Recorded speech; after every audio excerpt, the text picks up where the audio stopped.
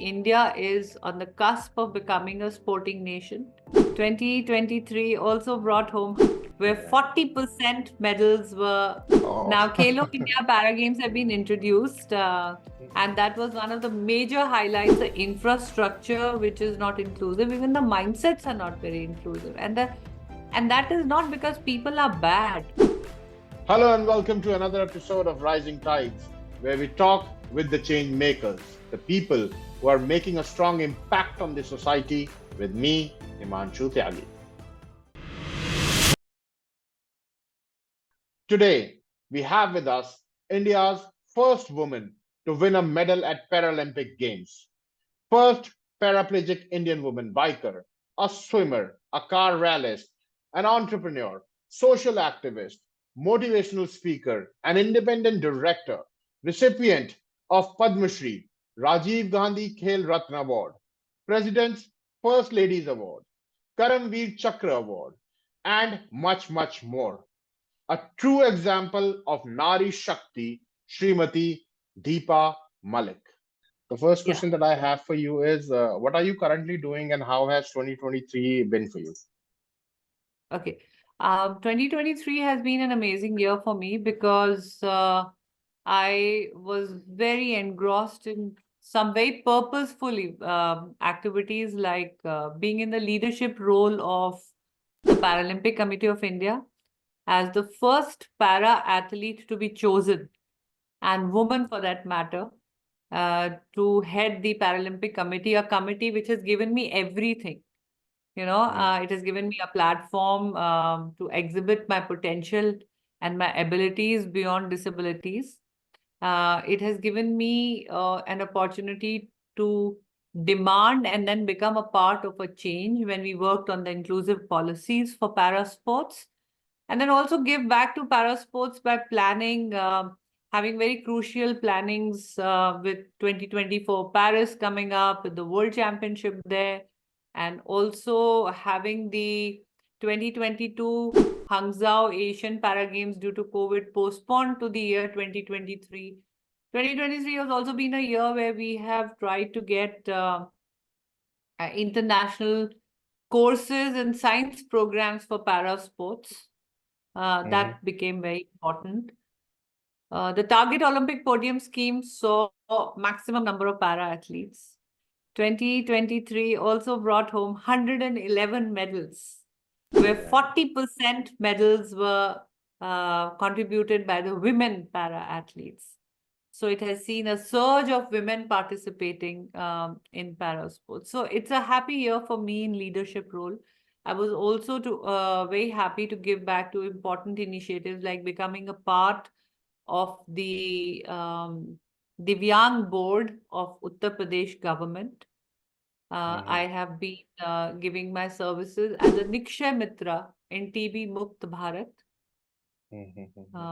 Also did a bit of studies. I passed a director's course from the Indian Institute of Corporate Affairs. And that made me join the corporate world as an independent director, because women independent director, as per the Companies Act, has now become a mandate. And I saw an opportunity for myself there and gave back. Wonderful, So a lot wonderful. So you were just talking about the role in Paralympics. So Yes. how has Paralympics evolved over these years? And what developments do you seek at this stage for aspiring athletes? The change is tremendous. We are very fortunate to have a government and a prime minister who takes accountability of para sports firsthand. To getting involved not only in their training, but even speaking to their family members, receiving them, giving them all the good wishes before they're leaving, and then calling them up at every medal, tweeting about them, celebrating each medal of para athlete. That has really made the world stop and take note of growth of para sports. The policies have become absolutely inclusive. There has been an inauguration on 2nd of October of the 34-acre Excellence Para Sports Center at Gwalior by Honorable Prime Minister, sir. And there is so much work that is going on state level policies. We saw states like Assam, states like Uttar Pradesh revise their policies for para sports. The Purple Fest has grown leaps and bounds, which has also included para sports. Purple Fest is the fest for the biggest disability convention that happens in Goa for persons with disability. And this year, even Paralympic Committee became a part of it. So there has been a huge growth of para sports. And like I've said, if you see the medal count and you see the podium finishes, the number of Asian records and world records that now Indian para athletes are making, this is all result of not just good policies, good governance, but also involvement of sports sciences, correct nutrition, mental well-being. Prosthetics are being used of the latest technology, which is world technology, because your performance in disability sports depends a lot on the kind of prosthetics and assistive aids and equipments that you're using. So, and it is not possible unless you get major funding from the government programs or stakeholders joining hands. Even mainstream corporates have started coming and supporting para sports. Like we've had a huge title sponsorship come in from PSUs like Indian Oil Corporation Limited. We have SBI Foundation. So, and many other people who are now joining the para sports road to 2024. As an athlete, you asked me what are the prospects for new athletes. Athletes now have to use this opportunity as a lifetime opportunity. India is on the cusp of becoming a sporting nation. The new evolved opportunities at par treatment of Paralympic sport, the awards, cash rewards, job opportunities that come with it are huge. And it can become a full-fledged career. And not just career in terms of an athlete. You can be a classifier. You can give back to sports by doing basic coaching programs. And you see a livelihood out there. You see not just prestige out there, but you also see a proper professional livelihood out there. So this is the best time for persons with disabilities to explore the world of para sports. Right. Wonderful. So, Deepa ji, two questions are coming to my mind with this. One is that we've talked about the improvements and the developments that are going on at the national level. What about the international level? Because you've had an international exposure. What about the international level? What is going on over there? And second question is related that when we're talking about Paralympics and the opportunities that are coming into it, is something also happening at the school level? Okay. Because if the base is not, sorry, if the base is not taken care of, then for a person to reach at a level where these options or these opportunities are available or getting available, if the person is not even reaching there, so what's the point of that, right? I'm very happy that you asked me this question, because in all my description, I missed out the Khelo India Para Games. Now, Khelo India Para Games have been introduced, and that was one of the major highlights of 2023. Because there has already been 6-7 episodes of Khelo India that were going on. But 2023 saw the first ever Khelo India Para Games. So we have started small, but I think this is going to be huge, because the first time we did not keep an age limit, but there is a focus. And even, like I said, during my tenure, the current tenure as president, we have made a very strong endeavor to revive the junior and sub-junior para sports levels. So we are encouraging children to join sports at a very young age. Since para sports is in its nascent stage, I would still say that there are baby steps going on. So one thing at a time. First, it was the policies, then it was the states to adopt the policies. Then we have to have end-to-end accessible infrastructure, inclusive infrastructure. And not just infrastructure, we also need to have that many coaches and that many people involved in the ecosystem where they feel confident about being a part of the para sports ecosystem. So we need more classifiers, we need more coaches. We've also reached out to Kendriya Vidyalaya Sangathan, which is a huge sangathan for educating their PTI teachers to also adapt to para sports simultaneously. The grassroots can only be touched when our education becomes inclusive, when the young children during their school days in disability are encouraged to play sports. So that is one. And the other aspect of grassroots is our rural area. 80% of our country lives in the rural area. So slowly and steadily, thanks to the performances and many more role models coming from different parts of India now, even village uh, panchayat, CAPS, the district level governance is also understanding that para sports is a huge medium which not only empowers a particular person in disability, but empowers the mindsets of the entire society. So slowly and steadily, we are going there, but it's a work in progress. And I think progress can only be there if the work continues to happen. There is always a scope of improvement there, and which we have to continuously endeavor. There are gaps we need to fill, but we are working hard. Right, ma'am. The other question was, what about the International international? level. Right. Okay.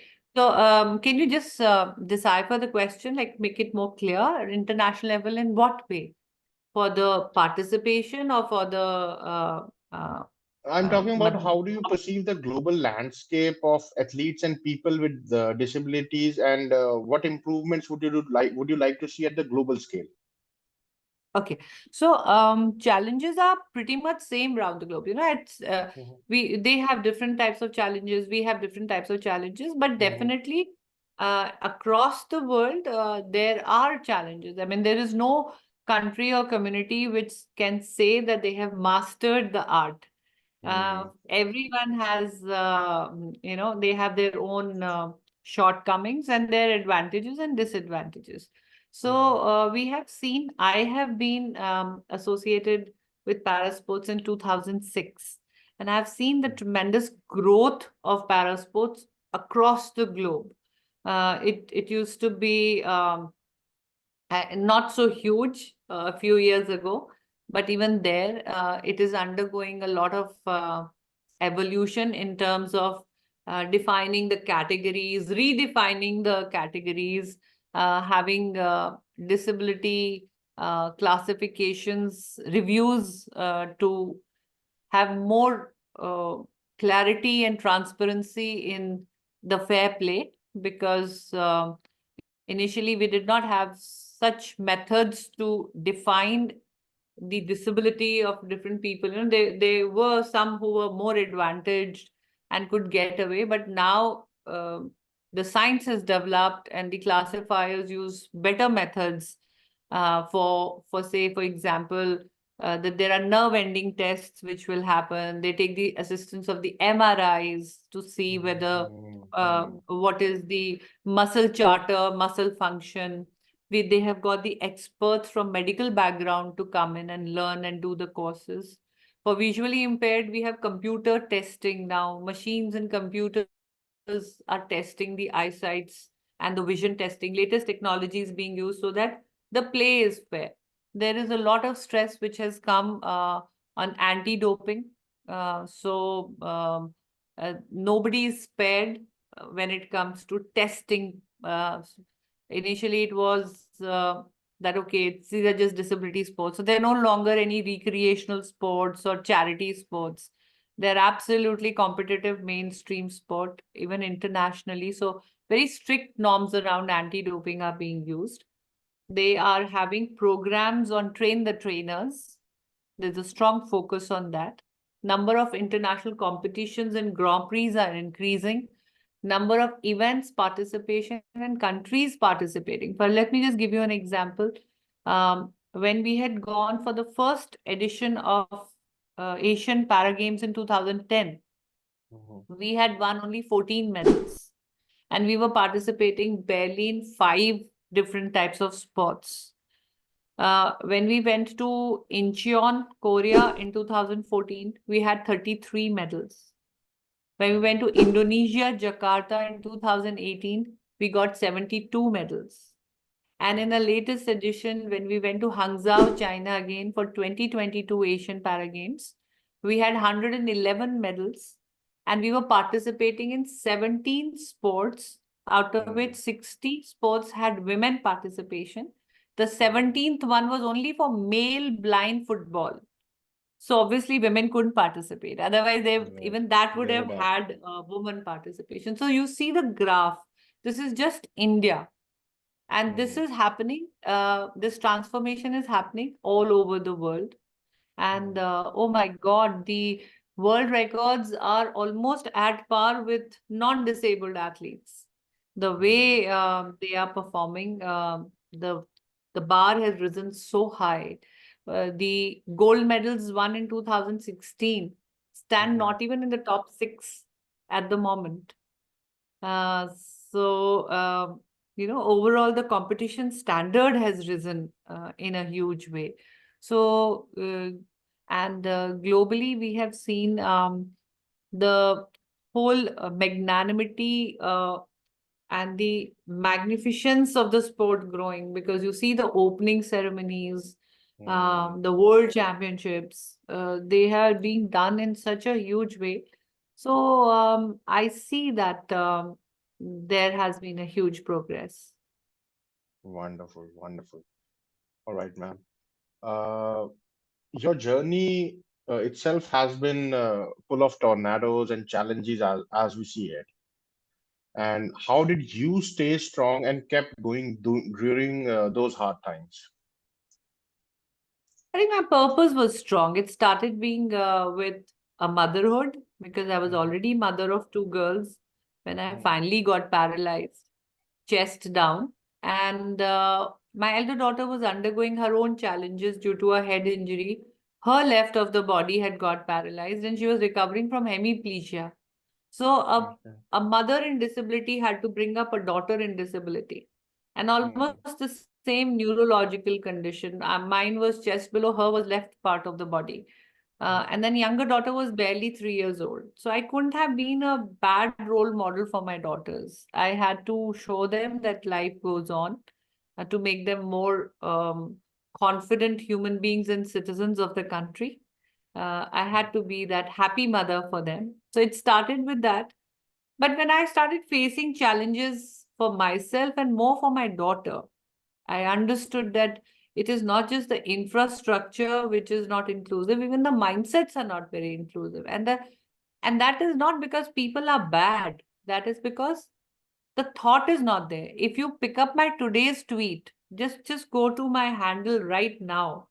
If you can Google it in your phone and you see Mhm. it on the X, you will see that I have said, uh, "Chhat chahiye, chhatri nahi," Mhm. which is basically I was in a 5-star property today and it was raining in Delhi, Mhm. and the ramp had no cover, whereas the Mhm. stairs had a beautiful, very huge palatial entrance with a porch. But Mhm. the ramp was totally with no cover. So you had to get off at a point where you could get wet. Getting Mhm. inside the building, you could get wet. So the ramp Mhm. was there, Right. but still the thought of proper inclusion was not there. And that is also the entrance which is used for luggage. Mhm. That So was also covered.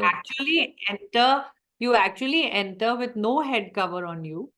You Mhm. alight at a point where you face the heat, the sun, the rain, and you move into the main building through a passage which is actually meant for luggage. Um, So, so this whole thought started bothering me, and then I was somebody who wanted to drive, who wanted to do her biking. who wanted to travel, be fashionable, use the right assistive aids, and there was so much lack of information. It would leave you flustered, it would leave you anxious, it would leave you, with lack of self-confidence. Not because you were not ready to take on life head on. It was the ignorance around you or lack of conversations around acceptance of disability or the focus around abilities of a person rather than on disabilities of a person. Or at least make way for persons with disability, give them the equity, give them the opportunity, which everything is correlated. If infrastructure is not accessible, then you don't get the right education. If the mindset is not there lack of opportunities. So I suddenly found a purpose, and I thought that if I am an educated citizen who is also the end user of these policies, schemes, the thought processes, so one decided to break a few stereotypes. And like how Mahatma Gandhi says that be the change that you want to see around you. Right. So I think all that gave me enough motivation to get on to this journey of ability beyond disability. Wonderful, ma'am. And just a last question for you for today. What is a message that you would like to say or give to our audience? My message would be that um, first and foremost would be please be inclusive in your thought process. Hmm. Inclusion is what is important. And it should not just be inclusion, it would also be a very strong focus to equity, because opportunities without equity have no meaning. Hmm. You may make a ramp, but if you don't make it of the right gradient, it won't help. You may give a person with disability a job, but if you don't give the right height of the desk or the right Hmm. chair with required for a particular body to sit in for long hours. So I think that is a very important message that I would give out to anybody and everybody. And at the same time, be positive. There is always a solution to every situation. And there is always, like I live on a plan B always. If A is not working, there should always be a plan B The to plan fall B. on, which means, Hmm. yes, and be a person of hobbies, because I feel that whenever you are stressed out or you hit a plateau or things are not going the right way, you always have something that will make you smile. So if you have a hobby, and even the studies say in the COVID times, those who had hobbies to fall back on had a better mental well-being. So stay happy, stay productive, stay motivated, and always strive to give back. Be that citizen of India who can contribute in some way, even if it's a minuscule way. Even if you are just helping one person in your life, I think you are a citizen who's helping in nation building in the positive way. All right, man. Thank you so much. Thank you so much for your time today. It was a pleasure Thank speaking with you, and I hope to stay connected with you for further you, interviews and Dan. further inquiries and further developments on the work that you are already doing. And once again, Thank thank you. you so much. You have a wonderful day ahead. Thank you. Thank you. Thank you. Good evening. Thanks a Good lot. evening, ma'am.